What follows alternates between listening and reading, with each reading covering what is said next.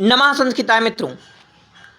आइए आज आपके जो संस्कृत के महान कवि हैं या जो कहें विश्व प्रसिद्ध कवि हैं, इनके बारे में, ये कहाँ के रहने वाले थे। जैसे कोई चित्रकूट का है, तो कोई प्रयागराज का है, तो कोई बनारस का है। तो ये कहाँ कहाँ के हैं, किस किस धरती से आने वाले हैं, वो आपको यहाँ पर देखने को मिलेगा। आइए, अगर आप इनके ही यहाँ से हैं तो आपको बड़ी प्रसन्नता होगी। कालिदास के बारे में सबसे पहले जानते हैं। विश्व प्रसिद्ध कालिदास हैं। तो ये जो है उज्जैनी, अच्छा देखिए, संस्कृत के जितने भी कवि हैं सबके जन्म सन के बारे में, उनका जन्म कहाँ हुआ, प्रायः हम मतभेद पाया जाता है। अलग अलग विद्वानों के द्वारा उनके जन्म सन के बारे में, उनके विषय के बारे में मतभेद चलते रहते हैं।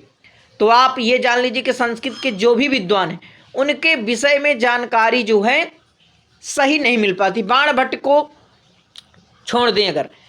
अब देखिए, जो कुछ बाह्य साक्ष्य हैं, आंतरिक साक्ष्य हैं, उनके आधार पर जो जानकारी मिली है और जो आपके परीक्षाओं पर पूछी जाती है वो यहाँ पर आपको दिखाई देगी। कालिदास को उज्जैनी, काश्मीरी या बंगाल का निवासी माना जाता है। इनका निवास स्थान माना जाता है।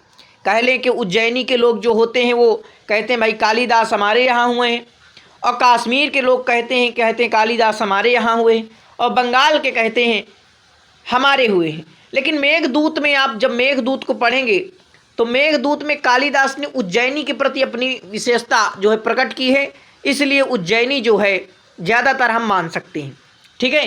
बाणभट्ट का नाम सुने होंगे। बाणभट्ट जो है प्रीतकूट यानी सोन नदी के पश्चिम तट पर, ये आधुनिक शाहाबाद पड़ता है, वहाँ इनका जो है घर था, वहाँ पर ये बाणभट्ट रहा करते थे।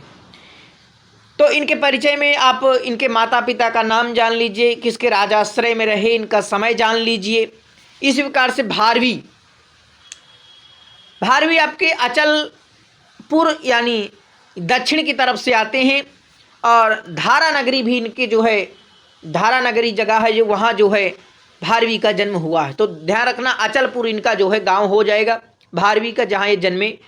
अंबिका दत्त व्यास की बात करें तो भाई ये आपके राजस्थान से आते हैं। तो अगर कोई राजस्थान से देख रहा तो ये खुशी मनाओ कि अंबिका दत्त व्यास जो है शिवराज विजय लिखने वाले, जिन्होंने 3 विराम और 12 निश्वासों में शिवराज विजय को लिखा, जिसमें शिवराज विजय यानी शिवराज की जो है कथा जो है लिखी है। तो ऐसे अंबिका दत्त व्यास को भी जान लीजिए।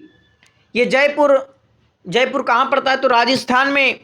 ग्राम जो है रावत जी का धूला, अध्ययन काशी में इन्होंने किया, यहीं वाराणसी काशी में। तो इस प्रकार से अंबिका दत्त व्यास का यानी जयपुर राजस्थान और ग्राम रावत जी का धूला जो है माना जाता है। ठीक है। तो ये आप ध्यान रखना, अंबिका दत्त व्यास हो गए। अब देखिए, ज़्यादातर जो विद्वान हैं आपके यानी जो काव्य शास्त्र वाले, वो तो आपके कश्मीर से, जैसे कल्हड़ है ये कश्मीर के आने वाले हैं। पाणिनि का ध्यान रखना, पूछा जाता है। सालातुर ग्राम अटक इनका जो है जहाँ ये जन्मे ये माना जाता है सालातुर। और पतंजलि का गोनार्द यानी गोंडा, और दंडी का जो है दक्षिण में विदर्भ यानी महाराष्ट्र माना जाता है। भवभूति पद्मपुर यानी दक्षिण भारत, और अश्वघोष का साकेत अयोध्या माना जाता है। महाकवि माघ का श्री भिन्नमाल या भीनमाल राजस्थान, ये जो है इनका राजस्थान माना जाता है। ठीक है।